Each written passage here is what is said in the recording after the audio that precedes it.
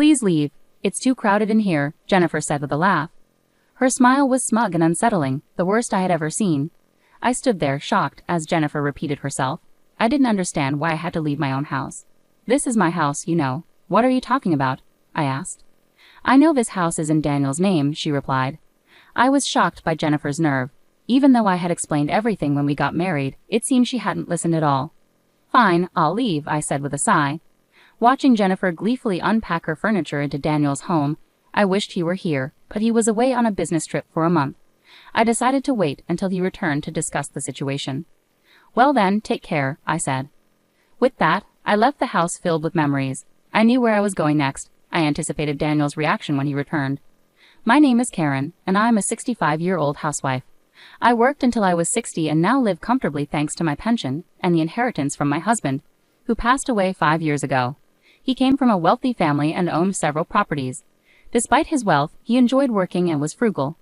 During the years we raised our child, there were times I got frustrated with my husband for being so focused on work, but I always admired him for taking on challenges with a smile.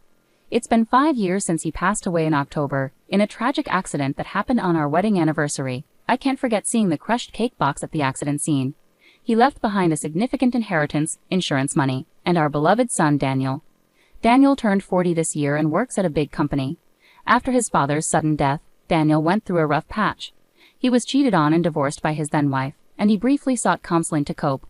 I worried he might quit his job, but then he met Jennifer, and things turned around quickly once they started dating. They got married last year, and since then he's been even more driven at work and seems to have fully recovered. Jennifer, my son's wife, is a single mother with 2 boys aged 2 and 5. Daniel, who adores kids, had grown close to them, and I found them incredibly cute. Daniel couldn't have children due to an illness in his childhood, so the idea of having grandchildren filled me with joy. I thought Jennifer was quite generous, although she occasionally said things that surprised me. Overall, I believe she had a good heart. Daniel and everyone else seemed to agree. It never occurred to me that things could turn out the way they did. After their marriage, Daniel and Jennifer moved into a property near our house. I had suggested they live in one of my husband's houses. We want to start in a home we've chosen ourselves, Daniel insisted. He explained that Jennifer had a preference for cute things, and none of the available properties matched her tastes. When I first heard this, I was puzzled, but since they were newly married with children, I decided not to dwell on it, thinking they deserved to enjoy their preferred lifestyle. Daniel was often busy with work and traveled frequently. During his absences, Jennifer would bring the kids over for dinner. The grandchildren were well behaved, but Jennifer's behavior was quite different. She helped herself to food and often went through our closets without asking, even entering our bedroom to take my jewelry. This shocked me, and I felt the need to confront her about it. Jennifer suddenly burst into tears. I just wanted us to get along. Please don't hate me. Faced with Jennifer's tears, I found myself comforting her instead of addressing the issue. I chose not to tell Daniel about what happened, and since Jennifer didn't take anything else after that, I decided to keep the incident to myself. About 6 months into their marriage, Jennifer started sending her kids over to stay with us frequently. She would call abruptly the day before and hang up quickly, making it hard to say no. Reluctantly, I found myself taking care of the kids each time. Although they remained obedient, their table manners had noticeably deteriorated since we first met. They ate loudly and often spilled food outside their plates, despite being well-behaved before. I had to remind them repeatedly, but they would only listen temporarily before slipping back into their old habits during the next visit. This routine left me feeling frustrated. Jennifer appeared unconcerned and would drop off her children at our home and leave quickly. Initially, Jennifer would visit with the kids, but after a few times, she started sending them over alone. Jennifer, it's okay for the kids to come over, but I'd appreciate it if you could join them sometimes, I suggested. But I'm quite busy, Jennifer replied evasively. That night, Daniel called me unexpectedly. Hey Mom, could you try to be a bit more understanding with Jennifer? What do you mean? I asked, confused. I thought I had been quite kind to her, but Daniel seemed to have a different perspective. Jennifer feels pressured to visit often because she's afraid of being expected to help out like she had to in her previous marriage. She had a tough time with her ex-husband's family, so please go easy on her. Really? Okay, I understand. It seemed Jennifer had misunderstood my intentions. I responded to Daniel with mixed feelings, and the next day, Jennifer sent the kids over to our house again. As their first year of marriage passed, the children began spending half of each week with us. Meanwhile, Jennifer would only visit a few times a month, staying for about 10 minutes each time. I started feeling uneasy about Jennifer, who always seemed too busy to talk. When I asked the children about Jennifer's plans, they would look guilty and shake their heads. Initially, I tried asking a few times, but the reactions made me feel so guilty that I couldn't bring myself to pry further. Then one day, Jennifer unexpectedly came over with Daniel. We sat down for coffee and had a pleasant chat after a long while. That's when Daniel spoke up. "I have something to discuss," he said seriously. "The kids have really bonded with you, and I'm away on business trips often, so I can't spend much time with them. If you're okay with it, I'd like you to move in and help Jennifer out. What do you think?" "Move in? Well, what about Jennifer?" I was taken aback by the sudden suggestion of living together, nearly dropping my coffee cup in surprise. However, I kept my composure and turned to Jennifer. "Karen has always been a tremendous help, and I'd really appreciate her assistance," Jennifer chimed in. "Is that so? Well, I'll need some time to think about it," I replied. Daniel seemed pleased with my response. Knowing him, he must be concerned about my well-being too. I pondered over the proposal for a couple of days and eventually decided to accept. From there, we began clearing out unnecessary items and preparing rooms for Daniel's family and the children. With the kids' help, we finished cleaning up sooner than expected, although the effort left me with daily muscle pain. A stark reminder of my age. Despite the challenges, I successfully cleared out 2 rooms. As I busily cleaned, Jennifer didn't offer to help at all, which made me increasingly uneasy about living with her. Then came moving day. As the movers brought in boxes, Jennifer pulled me aside into the garden. With a puzzled expression, I turned to her, only to be met with a malicious smile. Then, unbelievably, she said something that left me stunned. "Please leave. It's too cramped in here," Jennifer laughed, her smile both smug and unsettling. I couldn't believe what I was hearing. Why was she asking me to leave when it was my house? I was bewildered. "This is my house, you know. What are you talking about?" I asked. "I know this house is in Daniel's name," she replied sharply. Jennifer's assertion left me feeling inwardly frustrated. Despite explaining everything when we got married, it seemed she hadn't paid attention at all. "All right then, I'll leave," I said with a sigh. I watched as furniture that reflected Jennifer's tastes was moved in, and she seemed overjoyed. It would have been better if Daniel had been there, but he was away on a business trip. He wouldn't be back for a month, so I decided to postpone any discussion until then. "Well then, take care," I said as I left the house filled with memories. I already knew where I was headed next. I eagerly anticipated Daniel's reaction upon his return. Without delay, I moved my belongings into my new home. The new home was a villa my husband and I had visited once, filled with memories, including where he proposed to me. While it didn't hold as many memories as our previous home, it held a special place in my heart, as we had planned to spend our second life here together. After finishing unpacking, I relaxed alone on the sofa. The place was very comfortable, thanks to the caretaker's diligent maintenance. I felt a pang of sadness for not seeing the children anymore, but I was prepared to sever ties depending on Daniel's response. A month passed quickly, and around the time Daniel's business trip ended, he called me. I picked up the phone, feeling a bit nervous. "Mom, where are you? There's no space for you here, and we were supposed to be living together. What's going on? Hasn't Jennifer said anything to you?" When I got back, Mom wasn't here, and Jennifer just cries without giving me any answers. "Well then, come to this address I'm about to give you," I replied. I gave Daniel the address and hung up. The next day, Daniel arrived at my new home with Jennifer and the children. When I opened the door, I saw Daniel looking a bit somber and Jennifer appearing pale. "Welcome. Is something wrong?" I asked, concerned. No, nothing," Jennifer replied, visibly tense, while the children looked around with curiosity, especially the 5-year-old who seemed particularly fascinated. I guided Daniel's family into the living room. As they took in the fully furnished space, Daniel seemed to realize that I had no intention of continuing our previous living arrangement. "Hey Mom, why did you suddenly decide not to live together?" Daniel asked, puzzled. "Well, Jennifer should have a good understanding of that, shouldn't she?" I replied. Daniel scratched his head with a slightly irritated expression before recounting what he had heard from Jennifer. "Jennifer mentioned that you didn't like her choice of furniture, right? But that was just for our room. Couldn't you have let it go? She also said she had to buy more furniture for the living room because you moved out." "Oh, so she added more furniture, did she?" I looked directly at Jennifer, who twitched nervously. Her lips curved slightly upwards, as if she believed Daniel wouldn't believe my side of the story without proof. "Jennifer, why lie?" I asked plainly. "I haven't lied about anything," Jennifer replied, tears welling up in her eyes. Daniel immediately stepped in to console her, seeming to view me as the source of the conflict. Meanwhile, the grandchildren hung their heads behind them, avoiding eye contact with Jennifer. I let out a frustrated sigh. "Jennifer, stop the fake crying. The children can see right through it." "That's awful, Daniel. I'm really not lying. Please believe me," Jennifer pleaded, clinging to Daniel and burying her face against him. Despite her words, her voice lacked genuine emotion. I felt annoyed with Daniel for siding with Jennifer in this situation. Mom, Jennifer may have made mistakes, but leaving without discussing it isn't right. Can't we try to work things out? Daniel pleaded. Well, I do owe you an apology for leaving abruptly, but any reconciliation with Jennifer will have to wait until you hear this, I replied, tapping my mobile phone. Immediately a voice played out loud, causing Jennifer's face to turn pale. You recorded it? I accidentally hit the video button while trying to capture the kids playing. The recording continued without my realizing. The voice from my phone sounded unlike Jennifer's usual tone, and Daniel looked bewildered, shifting his gaze between my phone and Jennifer. Jennifer was the one who asked me to leave. I was just following her instructions, I clarified. Is this really you, Jennifer? It can't be, Daniel demanded, pushing away from Jennifer, who clung to him, and asked her directly. However, Jennifer remained silent, staring at the ground. Daniel's frustration grew as he raised his voice, demanding answers from Jennifer. It's not true. Are you taking Karen's side?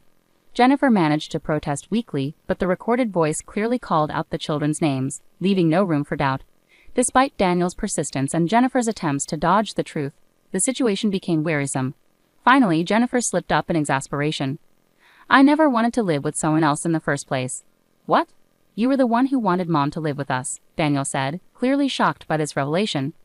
Jennifer defiantly explained her reasoning. Exactly. I couldn't understand why Karen was living in a house under your name while we had to rent. I wanted a home of our own.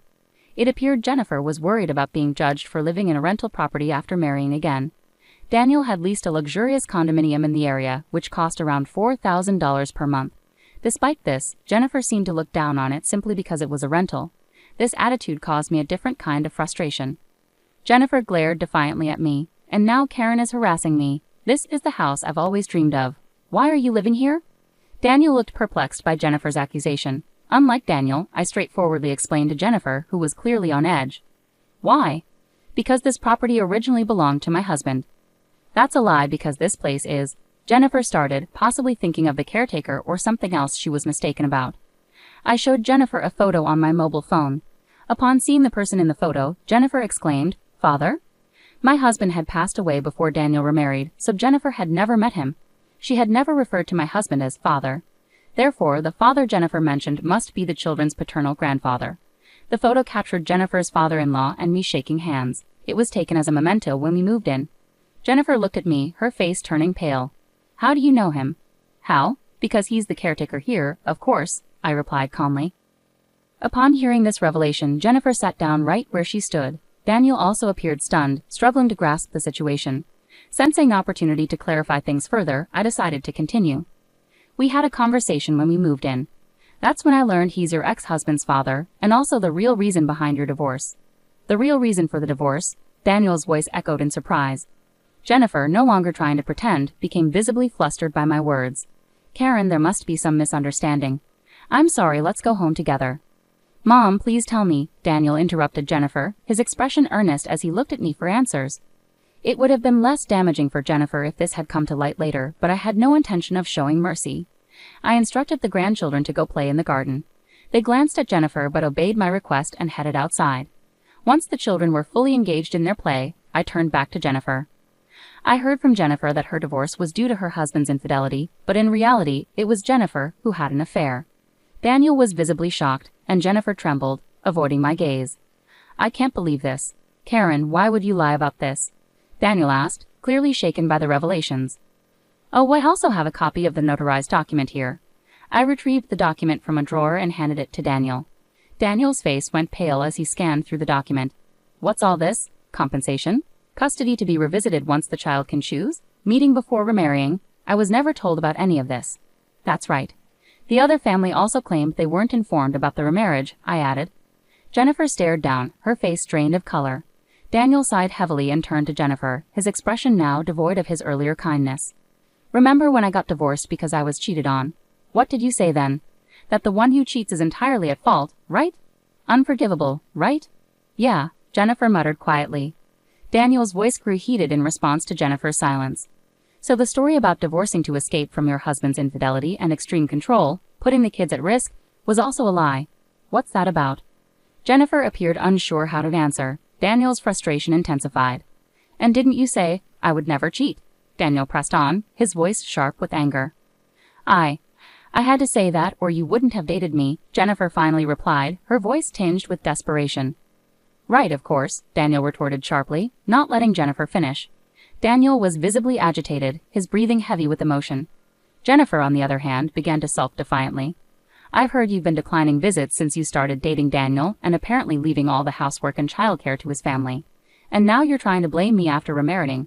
Why are you making unnecessary accusations? Jennifer shouted at me, her voice loud and defensive. Daniel gave Jennifer a cold, distant look. Her unguarded outburst had shattered the image she had maintained. It's over between us. Let's get a divorce, Daniel stated firmly. No, I don't want a divorce, Jennifer pleaded, clinging to Daniel, who tried to shake her off impatiently. Despite his attempts, Jennifer persisted. Just as Daniel's frustration seemed ready to boil over, an unexpected voice intervened. Mom, you're saying the same things you told Dad. You've got a new boyfriend now, so stop bothering Daniel. Michael, Jennifer's eldest son, spoke with a surprising maturity for his young age. His sudden return from the garden surprised not just me, but everyone present. What? Why are you saying unnecessary things, Michael? Jennifer snapped, clearly caught off guard by her son's unexpected words. What do you mean by a new boyfriend? Daniel asked, squatting down to look at Michael, clearly perplexed. Michael spoke again, maintaining his composure. Whenever you're away, Mom tells me to go to Grandma's house, and then her boyfriend comes to pick me up.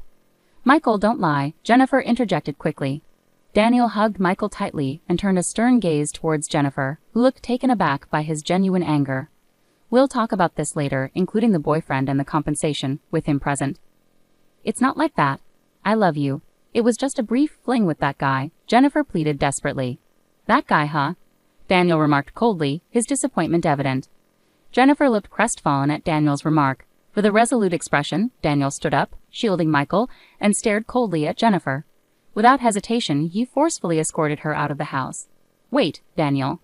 Open the door. The next time we talk will be with a lawyer present. I'll arrange for the kids to see their father. I've already called my parents. They're on their way to pick them up. What do my parents have to do with this?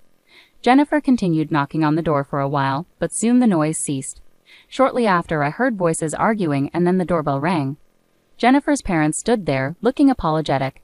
After entrusting the grandchildren to me, they took Jennifer back with them. Later, the grandchildren were safely introduced to Jennifer's ex-husband's family. It turned out that Jennifer had changed her phone number and moved without informing anyone since she started dating Daniel, making it impossible to reach her. Her ex-husband and his parents were overcome with emotion and embraced the children as soon as they saw them.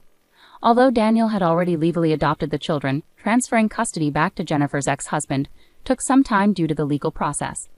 It seems Jennifer's life has taken a sharp turn after the consequences of her actions. Her strict reprimand from her parents and her current work situation at a family-run hotel indicate a stark change in her circumstances. With high alimony payments to both Daniel and her ex-husband, she reportedly has little respite from her duties. I can't stand it anymore. I want to quit, she frequently complains, but her relatives are keeping a tight rein on her. Meanwhile, Daniel, having experienced his second divorce, has sworn off marriage and thrown himself into his work. Despite the lingering shock, I recently learned he's reconnected with a childhood friend who lives nearby and is 10 years his junior. They'd occasionally go out for meals together, and this friend even visited me recently to say hello. It turns out she's harbored feelings for Daniel since they were kids and never pursued other relationships because of her enduring affection for him. As a parent, it warms my heart to see that the young girl who once dreamed of marrying Daniel still holds those feelings into adulthood. Daniel himself seems somewhat pleased by this newfound connection. Living in the house where I was proposed to holds immense significance for me. Despite the alterations Jennifer made, the house has been completely renovated and now serves as a rental property. Living here alone, I never feel lonely. It's as if my husband's presence is still nearby. I cherish each day, anticipating the second phase of my life where I'll gather stories to share with him when we're reunited.